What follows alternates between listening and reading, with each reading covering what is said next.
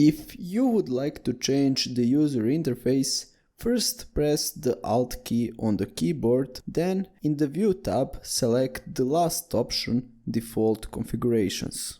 We have three options. One of more frequently used is the palette configuration, so if we click on it, we will get a short message from Allplan saying that the Allplan user interface is constantly being improved and that maybe some of the older interfaces will not be available in the future versions.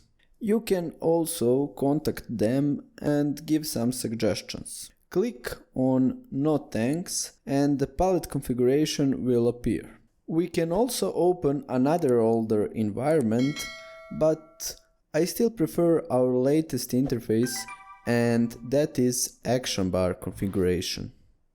I hope you found this video helpful and thank you for watching.